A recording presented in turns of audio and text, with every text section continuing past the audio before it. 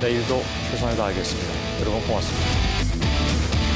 이게 무슨 소셜? 이거 소셜 라이프 뭐 얘기한다고 해서 소셜 라이프.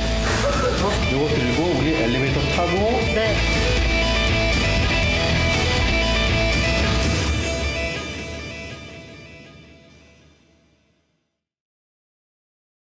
결정할 때 재판관 숫자도 8입니다. 예. 그리고 본회의에서 탄핵소추안을 의결한 날짜가 바로 12월 9일입니다.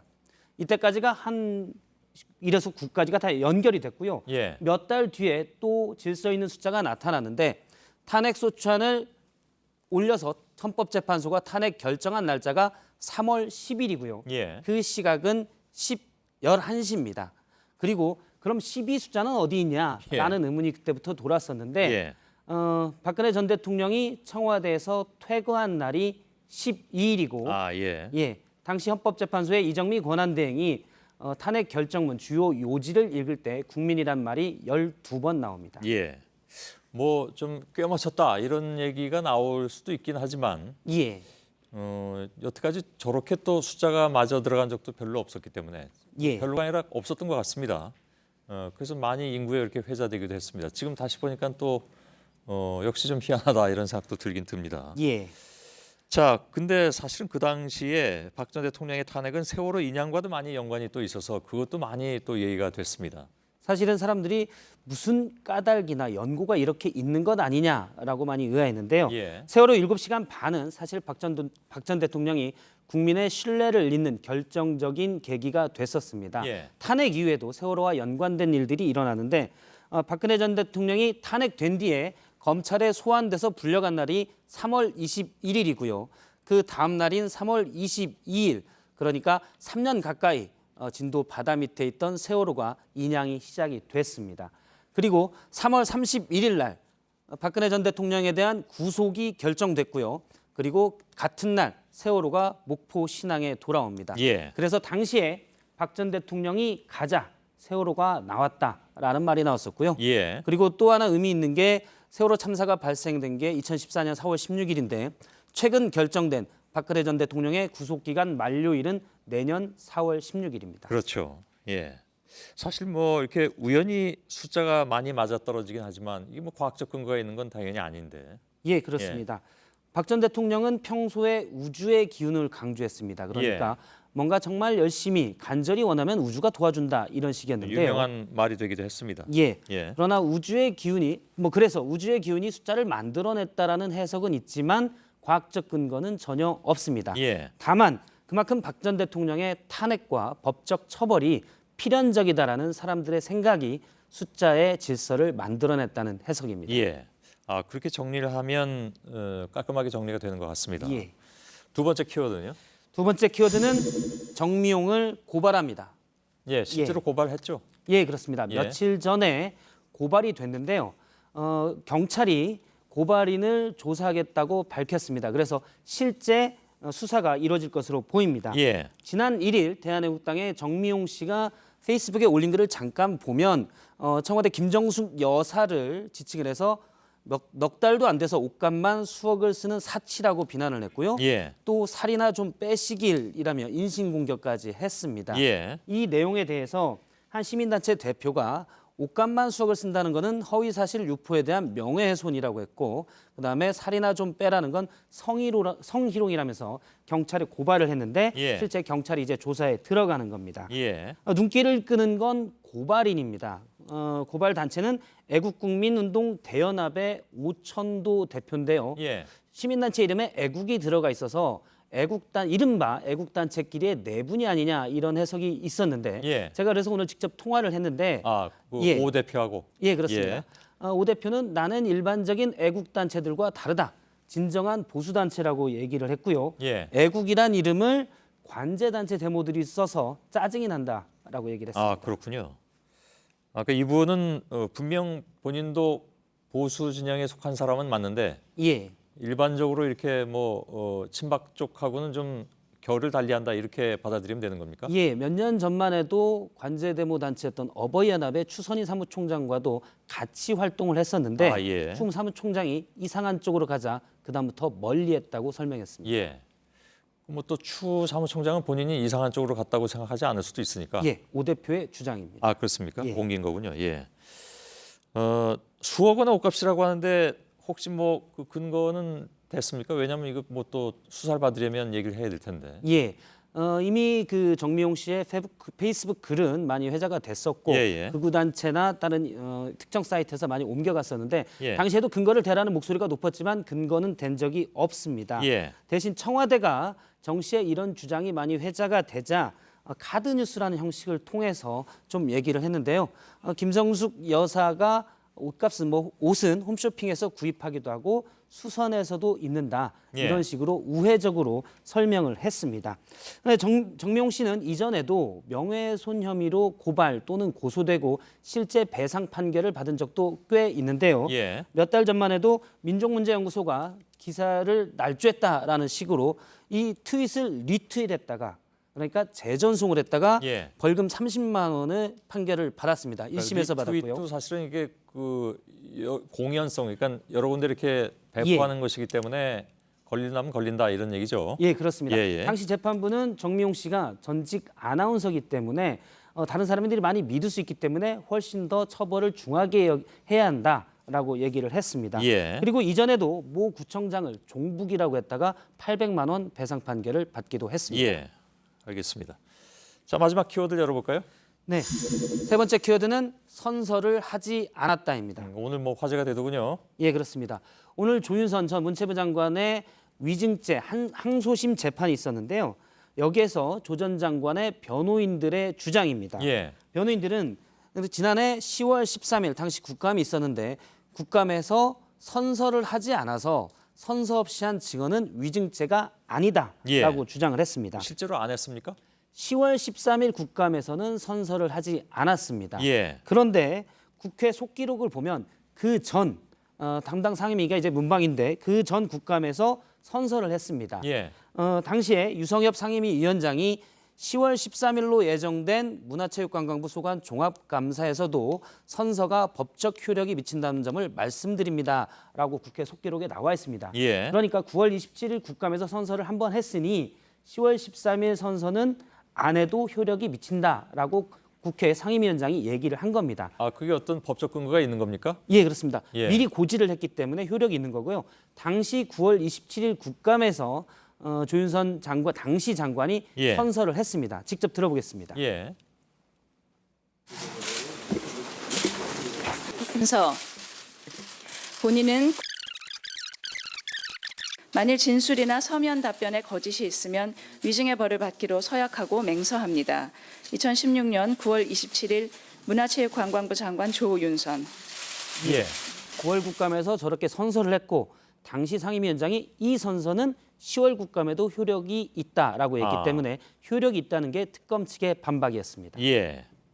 그런데 앞으로는 매번 다 받아야 되긴 하겠군요. 이런 상황이 발생을 하면. 이렇게 따지고 들면 다 할 수밖에 없는 상황이 될 것 같습니다. 예, 예.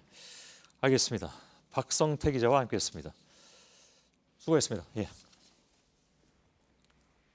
네, 내일 전국이 맑겠습니다. 아침엔 쌀쌀하고 낮에는 기온이 20도 가까이로 오르면서 일교차가 크겠습니다. 예. 자, 오늘 소셜 라이브가 준비가 되어 있습니다. 오늘 화요일이기 때문에 원래 없는 날입니다만은 오늘이 또 저희들이 보도해드린 것처럼 태블릿 PC 보도 1년이어서 그 당시에 취재부장, 그러니까 사회 2부장이었습니다. 전진배 부장이 책임자였죠. 취재 책임자였는데 오늘 소셜 라이브에 직접 나와서 그 당시 얘기를 취재 기자들과 함께 할 예정입니다. 오늘 출연 인원이 좀 많아 보입니다. 여러 가지 얘기들이 나올 수 있을 것 같습니다. 함께 기대를 해보겠습니다. 저희들은 내일도 최선을 다하겠습니다. 여러분 고맙습니다.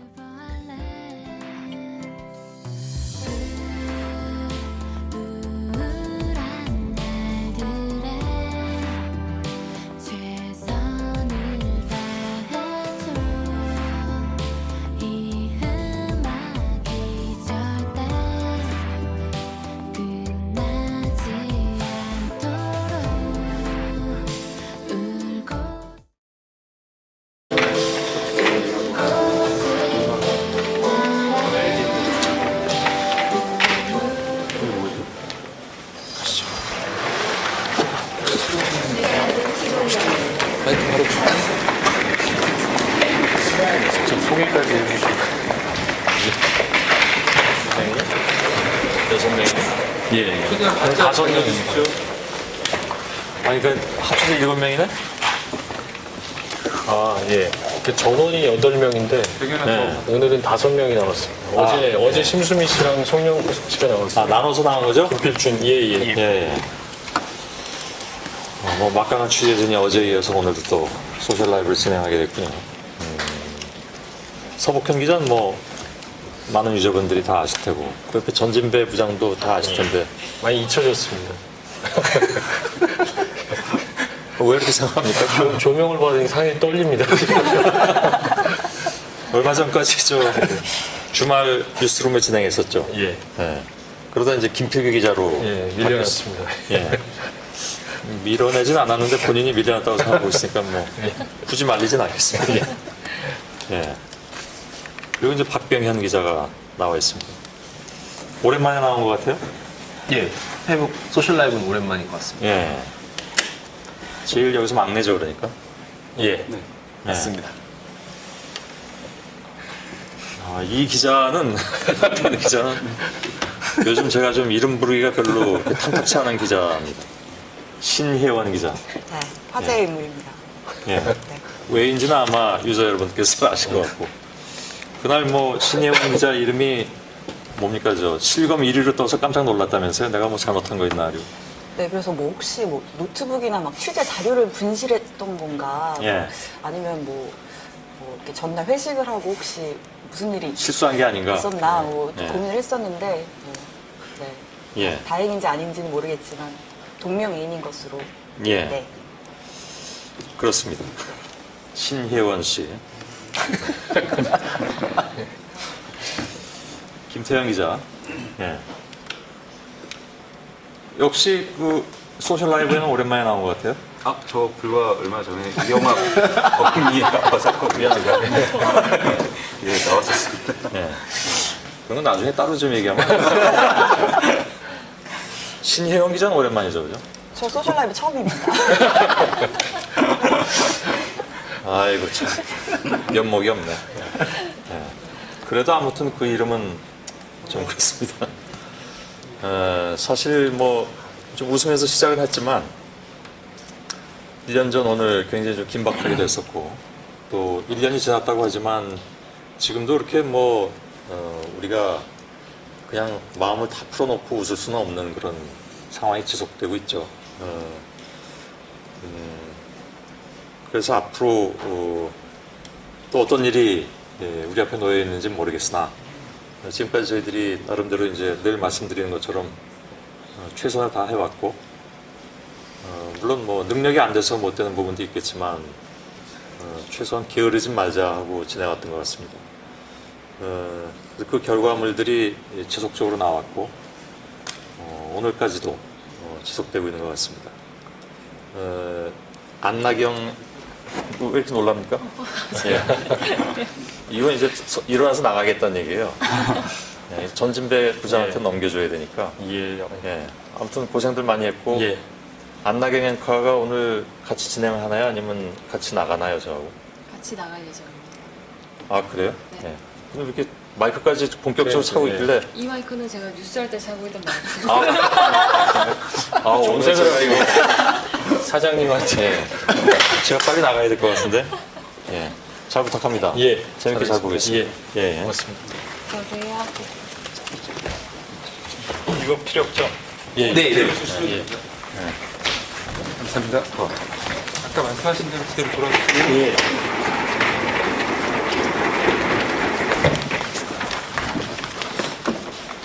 상황용으로 해주십시오. 복현이도 좀 더 앞으로 가요. 중심을 해서 더 다 잡히나요? 예, 잡힙니다. 더 약간 좀 더 나오라고. 가성이가 좀 더 옆으로 나와. 안 나가면 안 되네. 자꾸 나가려고. 이게 자켓을 입고 오는데도 들어왔습니다. 잠바를. 약간 톤 됐습니까? 지금 하고 있는 건가요? 네, 하고 있는 거예요. 아, 예. 방송이 오랜만이니까 긴장이 엄청 됩니다. 뭐 알아서 진행하시죠. 오늘은 5명이 어제 그 저희 취재팀 일부가 뭐 손영석 기자, 심수미 기자, 김필준 기자가 나왔고요. 오늘은 이제 다른 또 취재 기자들이 번갈아서 나오는데 오늘 특별히 오늘 멤버들 보시면 알겠지만 어제는 부장이 안 나오셨는데 오늘은 부장이 나왔으니까요. 더 관심 있게 보시면 될 것 같고 뭐 다들 아실 텐데 저희 취재팀에 같이 있었고 하는데 근황을 설명드리면 예. 후배는 이제 그렇죠. 앵커 내려오시고 어떤 걸 앵커 하시죠? 내려온 걸 너무 강조해요.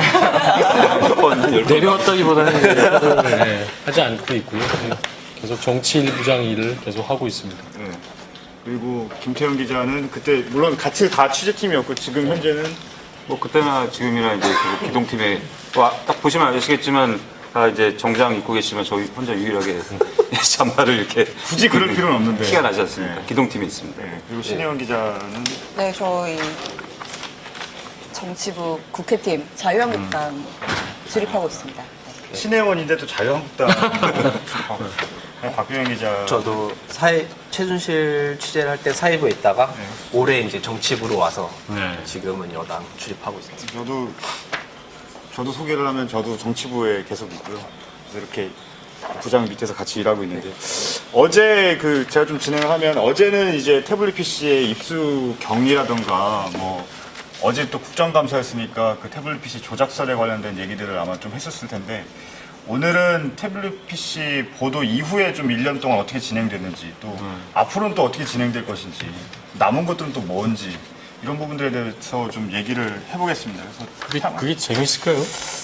재밌게 뭐 진행 경험이 제일 풍부하시니까요. 지금 부장 믿고 진행을 하는 것이고요. 근데 아까 뉴스를 내가 봤는데 사실은 원래 오늘은 조금 소프트하게 해서 뒷얘기 왜냐면 시청자분들이 사실 최순실 박근혜 대통령 전 대통령 얘기 나오면 이제 좀 지겹다. 그래서 좀 그런 얘기를 하기로 했는데 두 분이 심수미 누구더라 서복현 기자가 너무 이게 정론직필 이거만 해서 오늘은 중간중간에 네, 조금 부드럽게 해서 저기 강인식 씨 나갔네? 그래서 우리 시청자분들이 혹시 이제 보는 분들이 지금 계시면 뭐가 궁금한지 질문을 올려주시면 그것도 받아서 중간중간 소화를 하는 걸로 하겠습니다. 그렇게 하겠습니다. 항상 한 30분 정도 하는데요. 5명이 나왔다고 해서 더 길지 않고 한 30분 정도 이렇게 간단히 할 테니까요. 뒤에서 좀 봐주시면 될 것 같고 일단 1년을 좀 되짚어봐야 되는데 각자 생각하는 좀 결정적인 순간들이 좀 있을 것 같아요. 아마 빼놓을 수 없는 부분들이 있을 텐데 김태형 기자는 어떤 부분이? 저는 태블릿 PC 취재팀에 한 달 정도 있다가 원래 팀으로 이제 기동팀 복귀해서 했던 취재가 주말마다 이제 촛불 집회 나갔던 거예요. 그래서 그때 중간에 덴마크 갔다 온 기간 빼고는 주말마다 나갔었는데 이 사진을 보시면 부장이 그때 진행하시던 그때 주말에 11월 말에 청운동 주민센터 인근의 건물 5층 옥상에서 이제 중계를 하는 너무 추웠어요 그때. 그때 어떤 상황이었냐면은 그때 당시 청와대 앞에까지 이제 집회가 불어대는 상황이어서 거기까지 시민들이 갔는데 경력에서 밀려나는 상황. 첫 집회 말하는 거죠? 11월 말이니까요. 한 11월 말일? 네네. 1일이 아니고 네, 11월 말에. 네. 그때는 거기까지 가면 안 되는 걸로 해서 그때 그렇죠. 법원에 갇혀본다고 그랬었잖아요. 네, 거기까지 조금씩 올라갔었죠. 그렇죠. 그때 이제 해가 지면 안 된다고 해서 이제 밀려나는 상황이었는데 그때 미처 제 외투를 이제 두고 온 거예요. 카페에다가. 같이 밀려나면서 이제 바람막이 하나만 입고 했는데 그날 눈 오고 비 오고 영하의 날씨 할 때 너무 힘들었는데 하여튼 그런 고생감을 카페 나중에 쉬었어요. 네. 카페에서 쉬고 계셨다가 그건 아니고 이제 엄청 열심히 이제 취재 지시를 하고 그런데 하고 있었죠. 그렇죠. 촛불 집회를 빼놓을 수 없는 상황이죠. 당시를 그렇죠. 하면은 직접 또 안에서 진행을 그렇죠. 집회가 토요일마다 있었기 때문에 사실은 전 선배가 계속 진행을 했는데 어떠셨나요? 아니 내가 생각해도 내가 참 대단하다 생각이 되는 게 너무 좀 웃어줘야지. 너무 무한하다 이렇게 얘기하니까. 아니 이게 뭐냐면 내가 이제 사회부장이었기 때문에 낮에는 우리가 오늘 어떻게 보도를 할 것인지 이런 것들을 보고 받고 계획을 짜고 물론 후배들이 다 짰지만 그걸 이제 설계를 하고 그리고 들어가서는 또 이걸 진행을 해야 되는데 그때는 정말 조마조마했던 상황이 너무 많은 게 일단 방송을 해야 되는데 방송 사고 가능성 사람들이 워낙 많이 몰리기 때문에 이게 뭐 방송 사고가 날 수도 있고 김태형 씨가 말하다가 엉뚱한 얘기를 할 수도 있고 사실 그리고 이게 또 보면 이건 방송인으로서가 아니라 어떤 그때 그 시위 촛불 집회에 참가한 사람들과 이제 마음이 사실 진행을 하면서도 같았어요. 그래서 이게 잘 무리 없이 평화적으로 잘 끝났으면 하는 그 바람을 가지면서 하다 보니까 말하다가 또 나도 실수하는 게 아닌가 뭐 이런 것도 있고 조마조마한 마음 여러 가지가 있어서 진행할 때 뭐 뉴스 할 때 이렇게 긴장은 늘 하지만 스트레스가 뭐 이전 뉴스보다는 몇 배로도 많았습니다. 네, 그렇죠. 그래서 좀 짜증을 져야지 되지. 내 짜증 어처구니가 없네. 잠깐만 일단 이거 한번 빠지고 짜증이 솔직히 좀 나기는 할 때가 있어요. 뭐 내가 물어보기로 했는데 엉뚱한 얘기하고 있고 막 씹고 말 이러면 그게 사실 욕하면 안 되죠. 현장에 진짜 그게 엄청난 함성 소리 때문에 그렇죠. 사실 이게 인연이 튀어도 안 들리거든요. 예전에 이선화 기자가 한번 안 들려요 했다가 그렇죠. 사고 한번 뭐 난 적이 근데 있었는데 이선화는 반응이 좋았고 제가 했으면 또 아마 어마어마한 질타가 또 그때 태블릿 PC 보도가 24일이었는데 그 주부터 바로 촛불 집회가 시작이 됐었고 한데 나중에는 뭐 광화문 광장은 꽉 차고도 더 뭐 부족해서 그 이후로까지 더 확대가 첫 됐었는데 집회 그 태블릿 PC 보도 그 주말부터 주말 그 주말부터 시작이 됐었는데 그게 사실 시작이었고 점점점 이제 많은 사람들이 광화문 그렇죠. 광장에 나왔었는데 뭐 박병희 기자는 예상을 했었나요? 그렇게 촛불 집회 이상할 짬밥이 아니었던 것 같아요. 예, 저는 뭐 하루하루 취재를 하나 바빴기 때문에 그렇지만 박병희 기자는 뭘 했죠 그때 근데? 그때 저는 거의 김필준 기자하고 같이 다니면서 현장에서 외곽 이제 취재. 외곽 취재를 담당을 했었습니다. 그래서 근데 사실 그야말로 외곽만 한 것 같아요. 외곽. 크게 기억에 남는 건 없는데 너무 외곽만 한 게 아닌가. 용인도 가고 원주도 가고 열심히 지방을 다녔습니다.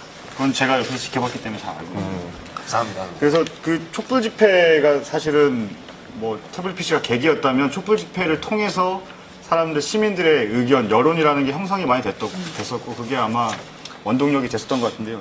그리고 나서 있었던 게 이제 탄핵안 가결이었잖아요. 그때 신혜원 기자 네, 이제 제가 원래 정치부 있다가 이 태블릿 예. 취재팀을 갔었고, 이제 태블릿 보도가 나고 또 정치권 상황이 워낙 급하게 돌아가니까 다시 복귀를 했었어요.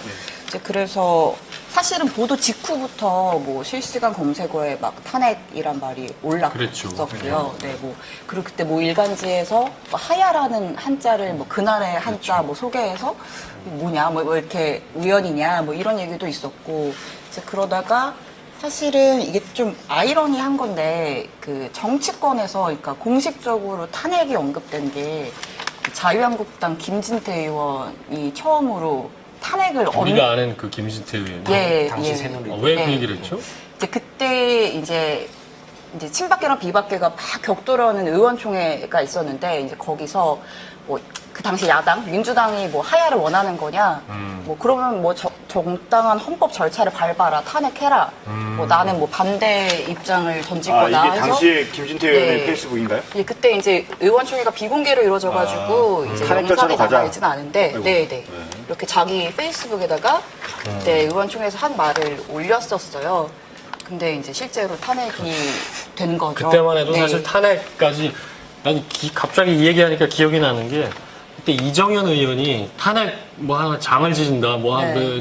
니네 할 수 있으면 해봐라. 네. 그때만 해도 탄핵이라는 거는 사실 헌정사상 처음이라 지금은 뭐 그냥 무덤덤하게 반응을 하지만 과연 야당에서도 어마어마한 승부수기 때문에 탄핵안을 했다가 부결될 수도 있고 그거에 대한 부담이 굉장히 크기 때문에 이쪽에서 이제 세게 나갔던 거군요. 기억이 나네요. 그때 뭐 사실은 여당이 좀 안일하게 대응을 했었던 측면도 있었죠. 뭐 예를 들어서 이정현 대표 같은 경우는 뭐 나도 말할 때 친구한테 물어본다 이래가지고 지탄을 좀 받기도 그렇죠. 했었고. 그게 저도 정확히 기억하는 게 그 24일에 보도를 하고 나서 태블릿 PC 보도를 했는데 25일 날 그 박근혜 당시 대통령이 대국민 담화 발표하기 전에 이제 뭐 워낙 친박이고 박 대통령하고 사이가 가까웠고 측근이었기 때문에 입장을 물었거든요. 그때 한 얘기가 나도 연설문 쓸 때 친구들, 뭐 상인들, 문학가들한테 조언을 받는다 이런 얘기를 해서 과연 저 해명이 맞는 것인가? 대통령의 연설문과 본인의 연설과 같은 것인가? 그런 얘기들이 많이 나왔었는데 저는 뭐 아까도 얘기를 했지만 대통령이 사과를 할 것인가 이런 부분에 대해서는 당시 예상을 못하긴 했었는데 이정현 대표가 그렇게 연설문 수정 뭐 조언받는 건 별것 아니다. 네. 이런 얘기를 했던 걸로 봐서는 당시 연설문에 국한돼서는 좀 사과를 하는 것들이 좀 교감이 형성이 됐었나. 그렇지 않고서는 이정현 대표도 부인했을 수도 있는데 아, 그게 대통령 사과하기 전이었습니다. 25일 오전이니까 그 얘기를 했을 때 지금 생각해봤을 때는 연설문 정도까지는 괜찮으니까 좀 교감이 형성되지 않았을까 이런 생각이 좀 들기도 합니다. 그래서 우리가 연설문만 갖고 있다 이렇게 판단을 했을 수도 있는 것 그랬을 같습니다. 수도 있었을 것 같아요. 당시. 역으로 그래서 또 사과가 좀 더 예상치 못했던 게 그 질문 제가 했었거든요, 이정현 대표한테. 약간 영상을 보니까 있더라고요. 네, 그래서 했는데 그때부터 계속 그러면 자유한국당인가요? 그때 이제 새누리당에 있다가 이제 아시다시피 복지팀에 갔다가 대전 TF에 갔다가 민주당에 나 이렇게 갔다가 원망하는 눈초리로. 지금 다시 자유한국당에 있는데요. 그때 그래서 답변을 듣고 뭐지? 이게 뭔가 그때 이정현 대표 계속 막 이렇게 청와대 뭐 수석이랑 막 통화하고 막 그런 움직임이 좀 있었거든요. 그래서 그렇죠. 이렇게 넘기려나 보다라고도 좀 추측을 했었는데. 네. 근데 아무튼 뭐 흐름은 이어졌던 것 같아요. 뭐 김태형 기자는 현장에 촛불 집회를 갔었지만 뭐 빼놓을 수 없는 역사적인 장면이었고 그 이후에 있었던 것이 사실 정치권의 탄핵이라는 것 자체가 많은 국회의원들이 그만큼 동의를 할 수 있고 여당 야당 할 수 없이 이렇게 234명. 그래서 아까 가장 인상 깊었던 234명 이 정도가 탄핵안 가결에 찬성표를 던졌다는 것은 그만큼 촛불 집회의 영향력이 이어받아서 탄력을 받았던 것 같고 그 다음에 이제 정말로 중요한 헌재 결정이 있었잖아요. 예. 그러니까 2016년 12월 9일에 가결안이 국회를 통과하고 그렇죠. 이제 올해 3월 10일에 이제 헌재 최종 그때 어디 있었나요? 그날 당일에. 저는 그 당시 이제 헌법재판소 기자실에 그때 있었습니다. 현장에 있었군요. 예, 그때 현장에 있었고 그때 그때, 부장은 그때 사회부 정치부 기자 아니었나? 정치부였는데 저도 그때 이제 파견을 법조로 가서- 파견을 잠깐 갔었습니다. 예. 분위기는 어땠어요? 헤어를 보셨나요, 그러면? 헤어를 바로 옆에서 봤습니다. 그런가요? 이거 제가 오늘 소품으로 그래서 그런가요? 이정미 그 당시 이제 재판관이 화해로를 말고 들어가고 나서 기자들이 동시에 여자 기자들은 이제 여성 기자들이 어머 어떡해 하면서 이제 그게 바로 사진 맞아요. 찍히면서 이제 바로 이제 사진 라이브로 기사가 중계를 나왔어요. 했기 때문에 네. 나도 아침에 그걸 보면서 글쎄 뭐 여기서 또 한 말 가지고 또 이걸 가지고 뭐 꼬투리 잡는 사람들이 하도 많아서 말이 조심스러운데 좀 걱정스럽긴 했어요. 어쨌든 헌재에서 그 역사적인 결정이 나오는 날 약간 뭐 어떻게 보면 코믹한 상황이 연출이 된 거에서 사람들이 대부분 그걸 코믹하다고 생각하지 않고 정말 다르게 정말로 모든 자기 관심과 모든 것들을 집중하고 있기 때문에 결국은 저런 일까지 벌어지는구나라고 많은 사람들이 그렇게 생각을 하더군요. 예. 박 전 대통령 세월호 때 머리 손질 그거 많이 받은 거랑 비교를 대비가 했죠. 되면서 예. 그렇죠. 이거는 제가 그날 이제 아침 7시 30분에 헌법재판소로 가서 찍은 건데 사실 이때 분위기가 되게 묘했던 게 무서웠죠, 그때. 헌법재판소 이제 그 입구까지는 집회를 못하게 차량으로 막아놨고 그래서 헌법재판소가 아예 고립돼 있는 그 상태였습니다. 그래서 외부에서는 이제 집회 단체들의 소리가 들리는데 여기는 아무 소리도 안 나는 정말 고요한 그 그때 분위기였어요. 현장 앞에 김태형이랑 있었던 거 아니에요? 안에는 매우 적막했지만 밖에는 정말 그 순간 선거 나기 전까지 어마어마하게 양측에서 이제 탄핵 반대 찬성 뭐 이런 고를 외치고 되게 격앙돼 있었거든요. 거기 있었나요, 김태형 씨가? 예. 당시 사상자도 있었어요. 예, 그러니까 그래 사실 그 선고가 난 그 순간은 정막이 흘렀어요. 그러니까 특히 친박단체 같은 경우는 뭐 그냥 흐느끼는 사람도 있고 가만히 근데 얼마 안 있어서 이제 헌재로 가자 누가 한 명이 외치기 시작하니까 실제로 이제 이게 난리가 나기 시작했죠. 그 경찰 차를 밀어내고 뭐 하면서 그 와중에 경찰 차량에 붙어 있던 그 구조물이 떨어지면서 한 명 죽고 뭐 그렇죠. 여러 가지 사상자 많이 났었죠. 그러니까 우리도 뭔가 친박단체에서야 JTBC만큼 미운 네. 기자들이 없을 텐데 우리도 뭐 그 기억으로는 강보들 씨도 거기 있었던 걸로 아는데 네. 뭐 어디 옥상으로 막 대피하고 뭐 와서 이제 폭행을 하려고 그래서 네. 김태형 씨도 같이 대피를 했나요? 저는 그러니까 저는 사실 눈에 잘 안 띄어서 뭐 이렇게 안 뛴다고요? 그러니까 옷을 안 입. 그날은 저희가 그 JTBC 잠바를 안 입고 있었어요. 왜냐면 눈에 띄면 안 되기 때문에 뭐 일반인인 척하고 돌아다녔지만 어찌됐든 그때 당시에 그냥 젊은 사람들을 보면은 약간 시비를 거는. 그러니까 그냥 눈에 띄면은 시비를 거는. 얘기죠. 왜냐면 그 완충지대가 있었거든요. 그 압구정 사거리가 완충지대였는데 그게 무너지면서 다 뒤섞이면서 사실 뭐 일부 기자들은 실제로 폭행을 당하게 됐어요. 타사 기자들이 폭행 당하게 했었어요. 신혜원 기자는 어디 있었나요? 당일에? 저는 그때 이제 제가 법조팀에 파견을 가서 최순실 재판장 안에 이게 들어가 부지런하게 있었어요. 네, 중앙지법에서 예. 그때 공판을 하고 있었는데 아 그날이 최순실 공판 공판이었어요. 날이었어요. 금요일이어서. 네. 최순실 씨의 표정을 봤겠네요. 그래서. 네. 근데 이제 보통 재판으로 하면 기자들이 재판 그 내용을 치느라 바쁘거든요. 그렇죠. 근데 이제 선고가 임박해지니까 핸드폰만 보고 변호인단이나 뭐 검찰 측, 검사 측이나 다 집중을 못 하다가 검사 측에서 그걸 전했어요. 아, 네, 증인신문을 하다가 아, 잠깐만요 이러면서 지금 가결됐다고 속보, 가결이 아니라 파면이 결정됐다. 누가, 검찰 쪽에서? 네, 검찰 쪽에서. 그때부터 호칭을 바꾸지 않았나요? 판면이. 그때 제가 최 씨의 표정이 너무 집중하면서 전 대통령으로? 정확하게는 기억이 안 예. 나는데. 그날 바로 우리도 바꿨습니다. 보도를 그렇죠. 지금부터 박근혜 전 대통령으로 해야 돼, 대통령으로 해야 돼, 뭐 안에서 막 시끄러웠어요. 근데 전 대통령으로 하자. 바로 그 순간부터 우리는 효력이 보도를 할 때 이렇게 발생해요. 얘기를 했고요. 그때 선배가 특보할 때도 바로 호칭 바꿔서 그렇죠. 하죠. 네, 저도 있었는데 저는 이제 안에서 특보가 있어서 생방송 중에 들어가 있었는데 저는 기억에 남는 게 뭐냐면 어느 정도 그동안의 헌재 결정을 저도 이제 법조 출입을 했기 때문에 상당히 시간이 걸리거든요. 나중에 주문을 읽기까지. 그런데 생각보다 굉장히 빨리 끝났어요. 11시에 네. 시작해서 네. 20분 만에 그렇죠. 끝났습니다. 굉장히 간결하게 끝났는데 저는 기억이 네. 이제 뭐 저는 받아치면서 하는 건 아닌데 이건 이제 결정문이고요. 예. 그리고 따로 이제 그 이정미 당시 재판 소장이 요지라고 해서 요지를 읽었는데 그때 당시에 생각보다 간결하게 빨리 끝났는데 저는 따로 적지도 않고 이렇게 계속 주시해서 들었는데 무슨 내용인지 정말 귀에 쏙쏙 들어왔던 기억이 나고 그래서 쏙 들어올 수밖에 없었던 게 네. 거기서 만약에 그 탄핵이 인용이 안 됐다면 뭐 그런 얘기가 많았어요 사실. JTBC 이제 죽었다. 대통령 복귀하면 뭐 물론 소문일 수도 있으나 뭐 JTBC 보복 들어갈 거다 뭐 이런 얘기를 친박 집회에서 뭐 공공연히 했었고 이제 얼마 안 남았다 두고 보자 JTBC 이런 얘기를 했고 사실 그런 보복이 두려워서라기보다는 큰 역사의 흐름이 왜곡될 수 있다는 생각 때문에 저도 이제 회사에서 봤는데 뭐 당연히 저는 순리대로 한다면 또 법리대로 한다면 당연히 이게 인용될 것이다라고 생각을 했지만 이게 또 알 수 없는 거 아닙니까? 그래서 여러 가지로 그때 여러 가지 생각이 뭐 스쳐 지나갔던 그런 기억이 나네요.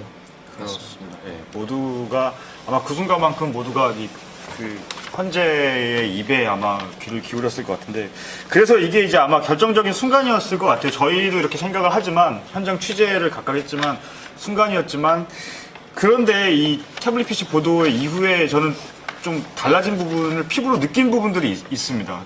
저는 그래서 태블릿 PC 보도 자체가 지금 이 흐름들 뭐 촛불의 시민들이라던가 뭐 정치권 탄핵안 가결, 현재 파면 결정 이거를 전체 다 주도했다고는 생각하지 않지만 분명히 태블릿 PC 보도 이후에 달라진 부분 피부로 느꼈던 건 뭐냐면 그 보도 이후에 제가 취재를 했던 거는 비선진료 부분에 취재를 했습니다. 대통령의 건강에 대한 건 안보인데 비선으로 이루어졌다는 부분, 예를 들어 차움 의원에 대해서 취재를 했는데 그 취재는 결정적인 제보들이 저한테 많이 왔습니다. 이후에 전화도 왔고 그리고 한 사람의 전화였으면 상당히 개인적으로 민감한 부분이지만 너무 복수의 제보자들이 왔기 때문에 신뢰를 가지고 보도를 할 수 있었고요. 그 이후에도 굉장히 다른 제보자들도 있었죠. 예, 사실 그 WK 전 대표였던 이제 이름이 못 공개됐으니까 조성민 씨도 사실 저희한테 맨 처음 제보를 해주셨던 분입니다. 그래서 그 당시 이제 안종범 전 수석이 조성민 씨가 연락을 한 적이 없다 이렇게 했는데 조성민 씨가 본인의 이제 통화 기록 내역을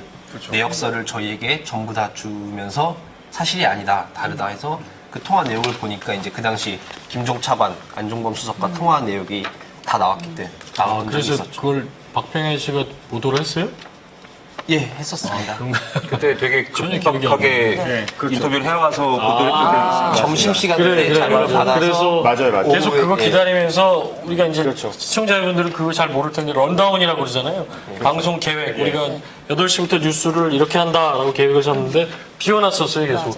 그래서 일단 대충 그냥 짠하는데 야 이거 빨리 오면 바꾸자 하면서 기다리고 사실 그때 그런 날이 너무 많았어요. 그래서 이게 생방송의 묘미라고도 하지만 이건 뭐 준비하는 사람 입장에서는 거의 굉장한 극도의 스트레스인데 뉴스 직전에 런다운이고 계속 바뀌는 일이 허다했고 그러면서도 워낙에 민감했기 때문에 한자 쓸 때마다 자 하나 칠 때마다 스트레스가 그래서 저희가 짜증을 어마어마했어요. 야 이거 오해 전혀 사실이 아니고요. 이게 전혀 짜증 이런 거를 모릅니다 저는. 뭐 하나 더 말씀드리면 저희한테도 좀 넘어가 왜? 아니, 제대로 해. 저희한테도 제보가 많이 왔지만 이거 잘 웃기네. 네, 사실이 아닙니다. 사실이 아닙니다. 당시에 그 결정적인 게 청문회 때 김기춘 전 비서실장이 청문회 때 최순실을 모른다라고 했는데 이 주식만 빼고 다 잘한다는 주식 갤러리에서 그렇죠. 그 영상을 제보를 해서 그런 적이 대단해요. 있었거든요. 그러니까 우리 기자들은 엄두도 못 내는 것들을 그 이후에 이게 제 태블릿 PC 보도 때문에 그런 것은 아니지만 그런 흐름들이 좀 만들어졌던 것 같습니다. 그리고 비단 이 시민들의 그런 제보들뿐만 아니라 사실 언론도 좀 많이 맞아요. 네. 그때 사실 뭐 진보 언론이, 그러니까 소위 말하는 진보 언론이든 보수 언론이든 사실 상관없이 다 달려들어서 이 국정농단이 도대체 실체가 뭔지를 파헤쳤잖아요. 그때? 맞습니다. 그때 저는 결정적 그때 되게 기억에 남는 그 보도 중에 하나가 이 TV조선이 했던 건데 그 최순실 씨 의상실, 여기 지금 영상 나오는데 여기서 이영선 행정관이 휴대전화를 딱 가서 주잖아요. 이건 개인 비서보다도 더 한 무슨 이렇게 대우를 하는 건데 그걸 보면서 아 이게 진짜 최순실 씨가 보통 이 정권을 어떻게 좌지우지하고 있구나라는 걸 이제 결정적으로 보여주는 그냥 순간 장면이죠. 그렇게 해서 네, 결국은 그런 뭐 거.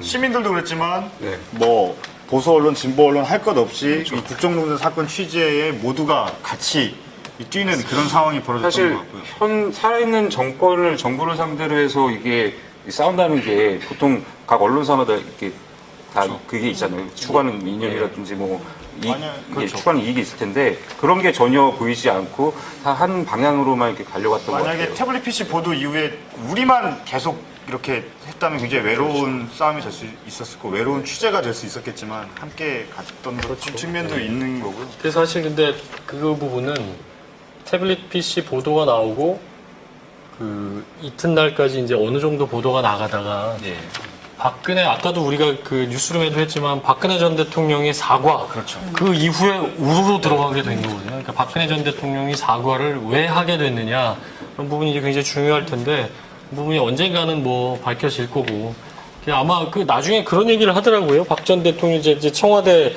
그때 있던 분들 중에 뭐 직간접적으로 얘기를 들어보면 나중에 박 대통령이 그걸 굉장히 후회를 했다. 내가 왜 그걸 사과를 했을까? 물론 제가 박 전 대통령이 저한테 얘기한 건 아니지만 전해지는 얘기를 들으면 굉장히 후회했다. 그때 버텼어야 되는데 사실 버텼더라면 우리가 아까 뭐 서복현 씨가 얘기했지만 더 세게 보도를 하기 위해서 우리가 그때 매일 회의를 했잖아요. 아침 저녁으로 밤 2시까지 했는데 그때 더 세게 나가자. 그래서 우리가 강대강으로 맞붙어 보자 했는데 그럼에도 불구하고 타사들이 그렇게까지 달려들었을지는 또 어떨지 모르겠습니다. 그렇죠. 일단 저희들은 뭐 상대로 싸운다기보다는 우리는 분명히 이런 취재가 됐는데 상대가 부인을 하고 나오면 저 부인이 과연 맞는 것이냐라는 후속 보도를 준비를 계속 해왔던 거죠. 그때 박근혜 정부와 사실 JTBC라는 건 그 영향력이나 뭐 사실 권력 청와대의 그때 권력이라는 건 정말 어마어마했기 때문에 사실 뭐 살짝 우리가 뭐 말씀을 드리자면 그때 내가 회의하면서 우리 보도하기 전날 야 이거 박근혜 정부 검찰에서 어떻게 할지 모른다. 우리 압수수색하고 뭐 들이닥쳐가지고 또 어떤 걸로 우리를 엮으려고 할지 모른다. 다 그냥 그 각오하고 하자. 뭐 이럴 정도로 사실 굉장히 비장하게 했던 거 아닙니까? 근데 이제 와서 검찰하고 JTBC가 뭘 심었네 하는 주장, 그런 주장을 국회의원이 한다는 것 자체에서 저는 참 그분도 이제 검사 출신인데 참 답답한 마음을 갖고요. 뭐 뭐 누구라고 얘기를 안 하겠습니다만 뭐 일부 언론들이 그런 얘기, 언론이라고 표현하기도 그렇습니다만 하는 거에 대해서 답답함과 안타까움이 많이 있습니다. 그 지금까지 상황 보면 뭐 시민들은 촛불 집회 물론이고 제보들도 있었고 언론도 그렇게 사실은 이제 한 방향으로 가게 됐습니다. 그 언론뿐만 아니라 또 움직였던 게 바로 정치권이었거든요. 정치권이죠. 네. 정치권에서 일단 국정조사가 시작됐고 청문회를 계속 진행을 했는데 뭐 증인 참고인이 너무 많았어요. 이게 국정농단이 워낙 이 다양한 분야에 걸쳐 있다 보니까 뭐 청와대 인사, 뭐 김기춘, 조윤선 물론이고 뭐 문체부 관계자, 뭐 대학교 교수, 뭐 병원장부터 해가지고 근데 그 중에서 저는 그때 언론이 제일 관심 많이 가졌고 또 인상 깊었던 게 재벌 총수가 총출동을 했었어요. 이게 청문회 때? 네. 예. 근데 이게 재벌 총수가 이렇게 나온 게요. 50 청문회 이후에는 처음이었죠. 50 때는 네. 하면 어떤 50 때 청문회 때 내가 고등학교 아, 그런가요? 그때 내가 굉장히 그 의식이 있는 고등학생이기 때문에 청문회를 거의 뭐 이제 다 봤습니다.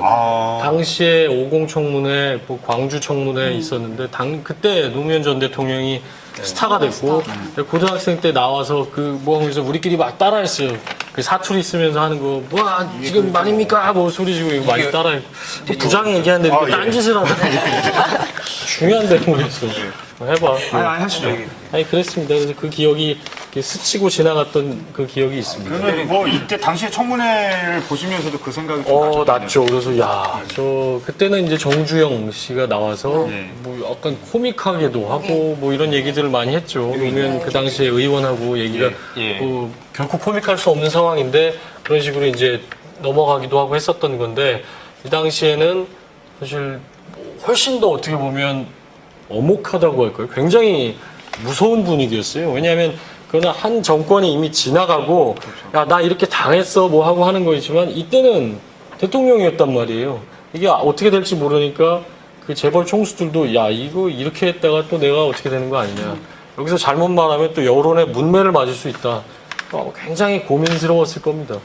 근데 참 저는 개인적으로 보면 이 청문회 때 재벌 총수들이 나오는 게 말씀하신 50 때 지금 이런 재벌 총수들이 나왔었거든요. 그런데 지금 불과 작년에 몇 달 전에 이렇게 또 재벌 총수들이 청문회에 나와야 되는 걸 보면 우리 사회가 계속 머물러 있는 것 아닌가 이런 생각이 똑같이 들더라고요, 사실. 그리고 특히 2세들이 또 많이 나왔죠.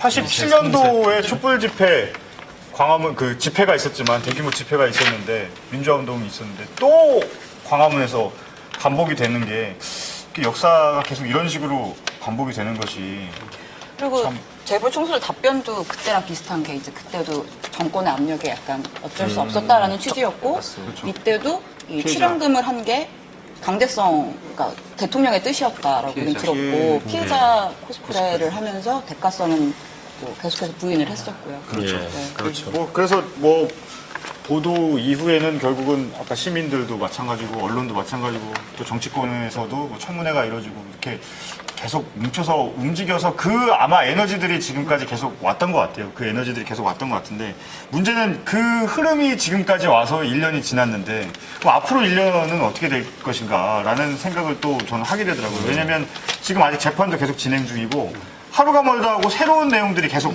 나오고 있는 거거든요. 뭐 그리고 아직 풀리지 않은 의혹들도 있고 개인적으로 어떤 것이 아직은 좀 더 풀어져야 될 것 같아요. 어제 이제 제가 정치부장이니까 어제 국감은 물론 법사위라 지검 국감이었지만 쭉 지켜봤습니다. 그리고 친박 단체라 친박 의원들 하는 걸 보면서 참으로 안타까운 것은 우리의 보도를 우리가 뭐 과시하고 하려는 게 아니라 사실 이 사회를 1년 만에 내지는 그 단기간에 이렇게까지 바꿀 수 있는 보도가 사실 거의 기억에 없거든요. 그런 보도가 미국에서 보면 이제 워터게이트 사건 때 워싱턴 포스트 보도가 있었는데 그 얘기를 들었습니다. 그러니까 워싱턴 포스트 보도가 나가고 매년 이제 그 기념을 할 일일지 어떨지 모르겠습니다만 할 때 그 닉슨 쪽에 있었던 사람, 당시 CIA에 있었던 사람들이 와서 같이 축하를 해준다고 그래요. 우리의 역사를, 나의 과거를 인정하고 우리의 역사를 이렇게 바꾼 건 굉장히 큰 의미 있는 용기 있는 보도고 여기에 굉장히 우리 박수를 보낸다. 같이 축하를 한다는 얘기를 들었거든요. 그런데 어제 보면서 1년이 지난 지금 당시에 사과한다고 하고 뭐 국민들에게 죄송하죠 했던 사람들이 이게 조작이라고 하고 이런 엉뚱한 주장으로 다시 사회를 어떻게 뒤집어 보려고 하는 걸 보면서 우리 사회는 이 보도로 인해서 상당히 변했지만 그 내부에 아직까지 변하지 않는 것들이 너무 많구나. 가슴이 아프고 안타깝고 그런 분들이 그냥 허심탄회하게 인정하고 진짜 다른 사회를 위해서 발을 내디뎠으면 하는 게 제 생각이었습니다. 그렇죠. 사실은 이 국정농단 사건이라는 같은 경우가 뭐 왼쪽 오른쪽 뭐 좌회전이냐 우회전 얘기하지만 결국은 이 직진과 후진의 문제인 건데 예. 전진이냐 후진인데 자꾸 이 앞으로 가려는 걸 뒤로 끌고 내려가는 이런 움직임들이 있어서 그런 만큼 또 저희들이 더 취재도 열심히 해야 되고 팩트를 발굴해야 될 것 같은데 아직도 근데 풀리지 않은 의혹들이 있습니다. 저 같은 경우는 대표적으로 세월호 7시간이었다가 이제 7시간 반이 됐습니다. 이게 그렇죠. 의혹이 풀리는 것이 아니라 시간의 볼륨이 더 늘어난 이런 상황이 벌어졌거든요. 그리고 아직도 뭐 스모킹건이라고 할 수 있는 그런 증거들이 또 나올 수가 있는 부분이 있잖아요.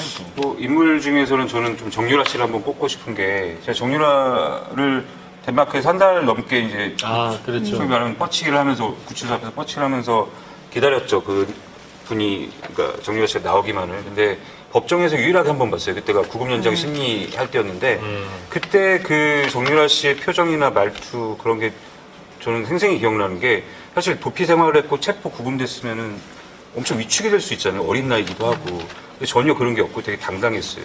또 말 중에 기억나는 게 그 당시 국내 정치 상황, 그러니까 특검을 추천한 야당이 국민의당이다. 그래서 특검 수사의 정당성을 흔들면서 정치적인 희생양인 양 이게 주장을 하더라고요. 누군가 시켰겠죠. 맞습니다. 정유라의 얘기는 아닐 것 같다라고 생각이 들어요. 정유라의 생각은 아니었겠죠. 그게. 근데 뭐 한국에 들어와서는 일단 그렇죠. 이제 바뀌었죠. 그러고 난 다음에 5월에 급법 귀국을 했고 7월에 이재용 전 부회장 재판에 들어갔는데 거기서 결정타를 날렸죠. 예, 결정타를 날리죠. 그러니까 이런 어떤 일련의 어떤 정유라의 어떤 일련의 어떤 행태들을 봤을 때 사실 아직 정유라 입에서 나올 만한 뭔가 있지 않을까. 지금 현재 뭐 보모랑 아이랑 같이 지금 리슨 빌딩에서 기거하고 있는데 뭐 언젠가는 좀 더 나오지 않을까 이런 생각이 듭니다. 지금 저는 또 궁금한 게 당시에 이제 문고리 3인방 정호성 비서관은 구속이 돼 있는 상태고 이재만 비서관, 안봉근 비서관 이분들도 가려져 있거든요. 이분들도 사실은 알 수 있는 대목들이 많고 지금 뭐 재판이 이제 1심이지만 언젠가는 또 뭔가 새로운 발언들이 나오면 또 달라질 수 있는 국면이잖아요. 그렇죠. 그러니까 정호성, 이재만, 안봉근 뭐 이 세 사람의 위세라는 건 정말 어마어마했는데 그러니까 우리가 지금 와서 누가 더 처벌을 받아야 된다 뭐 이런 얘기를 굳이 꺼내자는 게 아니라 분명히 그 역할이 달랐거든요. 근데 이재만, 안봉근 그 두 사람의 역할이라는 게 분명히 어마어마하게 최순실 국정농단에 영향을 미쳤던 것이기 때문에 그 부분에 대해서도 알려지지 않은 부분이 밝혀져야 된다라고 생각을 하고요. 그분들이 뭐 한때 잠적하고 뭐 그렇다는 얘기도 있었죠. 맞습니다. 현재 결정 저는 기소가 안 된 인물들이거든요. 예, 그렇죠. 저는 개인적으로는 그 안정범 전 수석의 수첩을 무슨 종범실로 그렇게 얘기하는데 수첩에 사실은 청와대에서 원조는 박근혜 대통령이었거든요. 수첩공주라는 별명이 붙었는데 그 수첩의 행방이 전 너무나 궁금합니다. 사실은 그 수첩이 지금 검찰이 갖고 있는 거 아니에요? 아니요, 검찰에는 박근혜 전 대통령의 수첩은 없는 상황이죠. 박근혜 전 대통령 네, 그렇죠. 수첩공주라고 했으면 본인이 미르재단의 임원들까지 다 불러줬으면 분명히 어딘가에 적어놨다는 얘기인데 그 수첩이야말로 정말 스모킹건이 됐었는데 아직은 안 나온. 저는 개인적으로 그게 제일 궁금한데. 근데 청와대 압수수색도 못했었고 못했죠. 자택으로 자택도 안 갔기 때문에 뭐 그게 지금 남아있는지 없는지도 모르겠지만 그런 앞으로도 상황 전개에 굉장히 달라질 수 있는 증거들 혹은 스모킹건들이 태블릿 PC 이후에도 또 나올 수 있는 부분이 있는 것 같고 아마 그런 부분들은 내년에 2주년 때는 저희가 좀 뭔가 취재를 하면 가져오도록 해야 되죠. 막내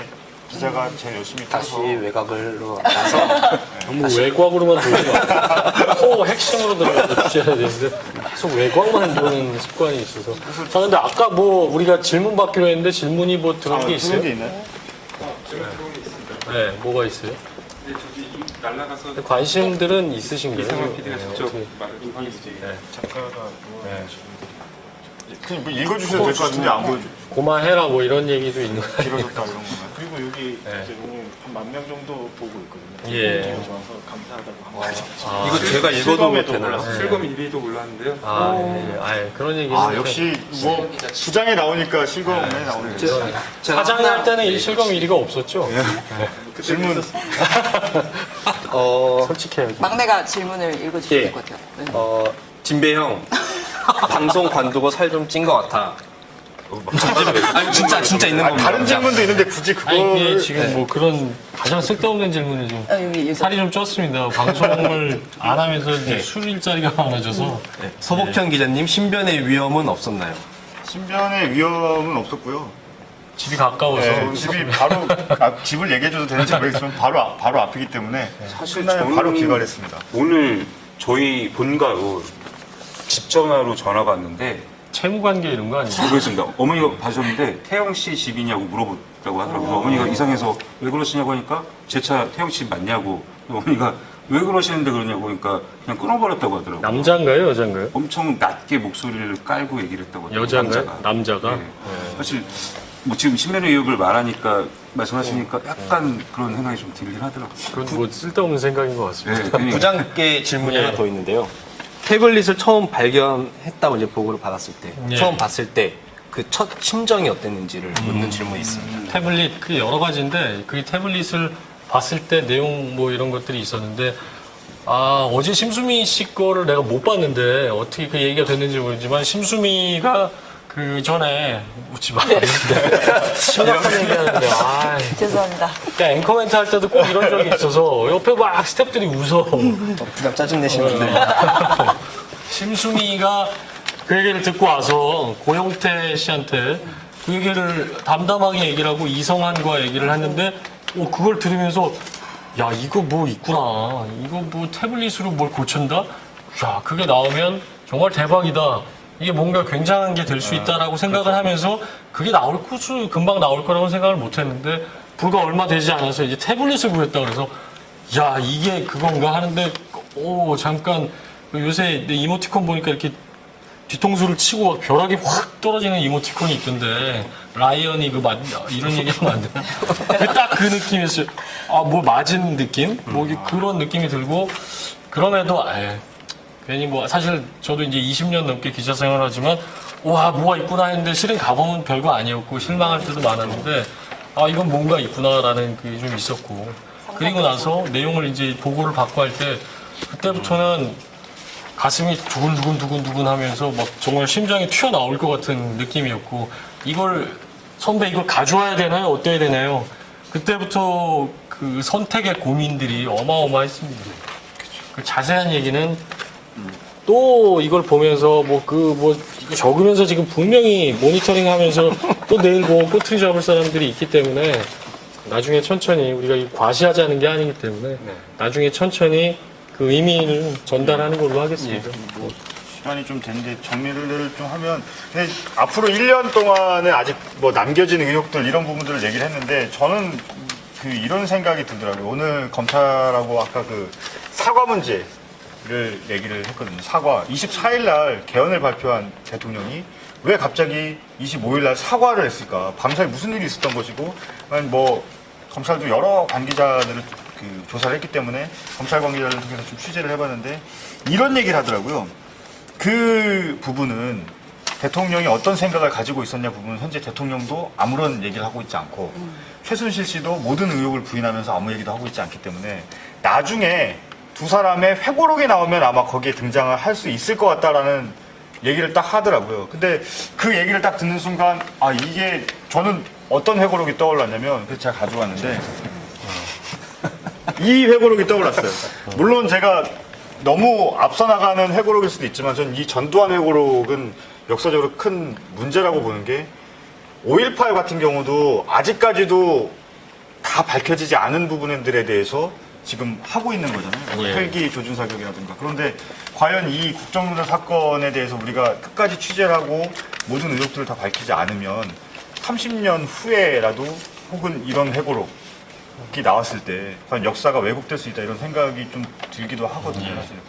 뭐 전두환 회고록, 그러니까 박근혜 회고록을 이제 비교. 아니요, 전두환 역사적 사례라는 거죠. 당시에 밝히지 못했던 5.18 당시에 밝히지 못했는데 결국 이 핵심 인물인 당사자인 이런 회고록을 통해서 역사를 왜곡하는 이런 형상이 벌어지는데 이때에도 국정농단 역시 나중에 진보 보수나 어떤 이념적인 도구로 활용되지 않나 이런 의혹들을 다 밝히지 않나 이런 생각이 들더라고요. 네. 우리가 사실 하지 못한 얘기들이 아직도 굉장히 많지 않습니까?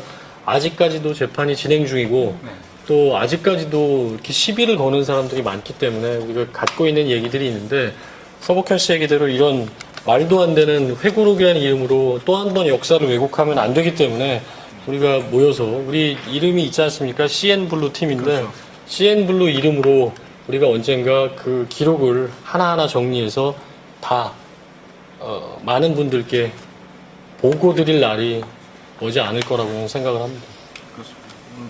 네, 시간이 많이 되긴 했는데 근데 궁금한 게 내년에도 저희가 소셜 라이브를 하나요? 그거는 뭐 회사 방침이라 손 사장이 아실 것 같고요. 네. 이 소셜이 유지가 될지 잘 모르겠습니다. 그러니까 보는 사람들이 많아야 되는데 소셜이 유지가 될지 뭐 지금 여기분들이 계속 이걸 이어갈 수 있을지 모르겠는데 부장이 자주 나오셔야 될 것 같아요. 그럼 네. 뭐 네. 정 원하면 뭐 아니, 농담입니다. 이게 굉장히 제가 오늘 본의 아니게 이렇게 말을 가볍게 하고 했지만 내년에 만약에 소셜이 있어서 2주년이 되면 그때 뭐 책이 나올 수도 있고 우리가 조금 더 그 지금 가지고 있는 얘기들 그 가지고 있는 얘기들을 속 시원히 했으면 말도 안 되는 조작이니 뭐 하는 사람들에게 한 번에 이렇게 정리할 수도 있는데 그것들을 다 얘기하지 못하는 건 여러 가지 우리가 앞날도 고민을 하고 그런 것들이 있지 않습니까? 그런 것들을 공개할 날이 다 있겠죠. 그게 내년일 수도 있고. 차근차근 정리를 해서 한번 이렇게 하는 날. 어쨌든 내년에 소셜이 있다면 일단 부장은 꼭 이 자리에 나오시는 걸로 그렇게 하겠습니다. 예. 하겠습니다. 오늘은 이쯤에서 하고 또 남은 1년 동안 또 열심히 취재를 해서 2주년 그렇게 때 또 하겠습니다. 이 멤버들로 그리고 그때는 또 멤버들이 어제 했던 멤버들 다 같이 할 수도 있고요. 좀 소셜에 카메라가 한 대인데 카메라 두 대인가요? 아, 그렇군요. 네. 살림이 카메라가 뭐 한 3대, 4대 설림이 더 늘면 8명이 한꺼번에 나올 수 그런가요? 원샷씩. 되나요? 근데 굳이 뭐 내년까지 안 해도 내가 볼 때는 태블릿의 버금가는 뭐 그런